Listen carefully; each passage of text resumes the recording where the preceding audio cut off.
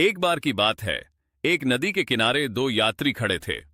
उन्हें नदी के उस पार जाना था, जहां एक सुंदर नगर था। नदी गहरी थी और उसमें मगरमच्छों का डर था। पहला यात्री बहुत विद्वान और धनी था। उसे अपनी बुद्धिमानी पर बहुत घमंड था।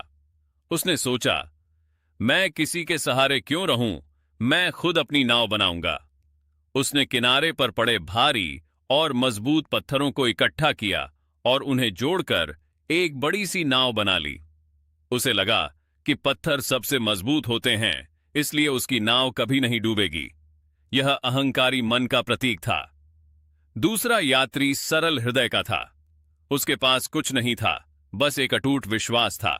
उसने देखा कि किनारे पर एक पुरानी लकड़ी की छोटी सी नाव खड़ी है, जिसका मल्लाह शांत भाव से मुस्कुरा रहा था। वह यात्री चुपचाप उस नाव में जाकर बैठ गया और अपना सब कुछ उस मल्लाह के भरोसे छोड़ दिया। यह समर्पित हृदय का प्रतीक था। जब दोनों ने यात्रा शुरू की तो बीच नदी में भयंकर तूफान आ गया।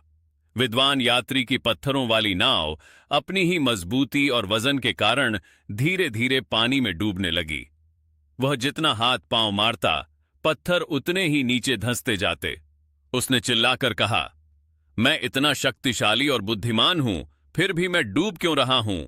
दूसरी ओर लकड़ी की छोटी नाव भी लहरों में डगमगा रही थी, लेकिन मल्लाह के हाथ में पतवार मजबूत थी।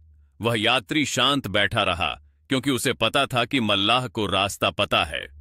अंत में मल्लाह ने अपनी कुशलता से उस सरल यात्री को सुरक्षित किनारे लगा दिया। जब वे किनारे पहुंचे तो यात्री ने कृतज्ञता से मल्लाह के चरण छुए। दूसरी ओर वह अभिमानी व्यक्ति अपनी भारी नाव के साथ गहराई में खो गया